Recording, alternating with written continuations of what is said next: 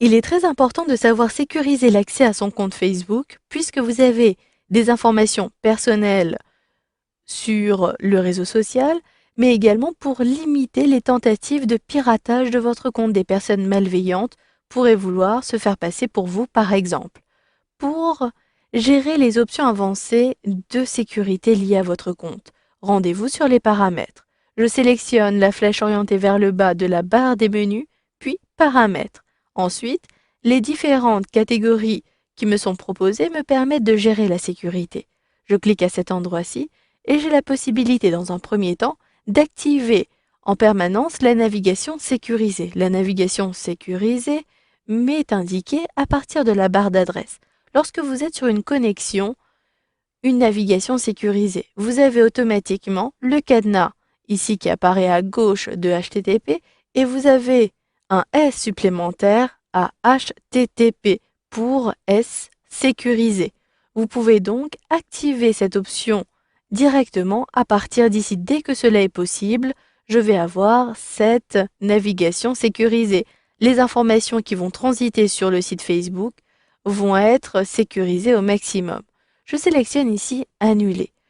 Vous pouvez décider d'être prévenu lorsque votre compte est utilisé à partir de la deuxième rubrique. Si je clique à cet endroit-ci, je peux être prévenu par adresse email, par message texte ou par notification push, mais cela nécessite de préciser votre numéro de téléphone à cet endroit-ci.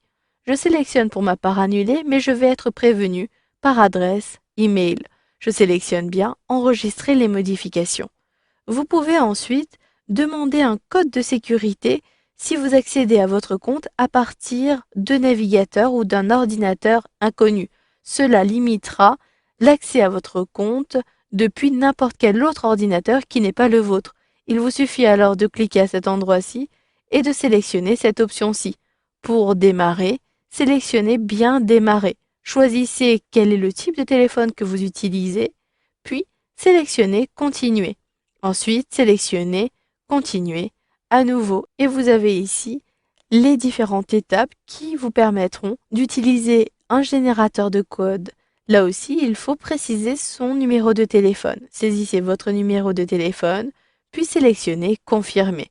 Je sélectionne pour ma part Précédent, puis je sélectionne Annuler. Je peux ensuite utiliser d'autres options. Vous avez la possibilité d'utiliser le générateur de code. Ce générateur de code permet de réinitialiser votre mot de passe et de générer des codes de sécurité d'approbation de connexion sur Facebook, mais surtout sur l'application Facebook. Vous pouvez également décider d'avoir des mots de passe d'application. Ces mots de passe vont être générés automatiquement par Facebook et ils vont être automatiquement différents, ce qui permettra de limiter l'accès à vos différentes applications. Effectivement, si quelqu'un tombe sur votre mot de passe, il ne pourra pas forcément se connecter à l'ensemble des applications que vous avez connectées à Facebook. Ensuite, les contacts de confiance vous permettront, si vous avez des difficultés à vous connecter sur votre compte Facebook, de récupérer des informations à l'aide de ces différentes personnes.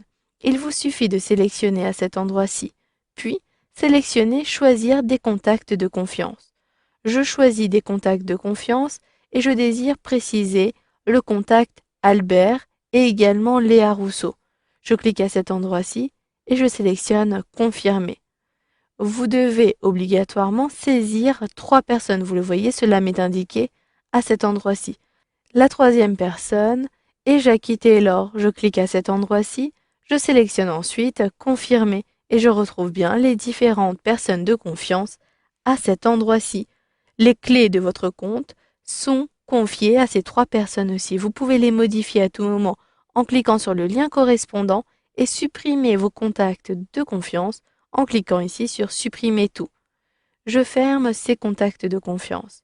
Ensuite, vous pouvez consulter tous les appareils sur lesquels vous vous êtes connecté à Facebook. Pour l'instant, je n'ai pas d'application mobile Facebook, c'est pour cela qu'aucune information n'apparaît à cet endroit-ci. Enfin, vous avez la possibilité de savoir quelles sont les différentes sessions de connexion à Facebook.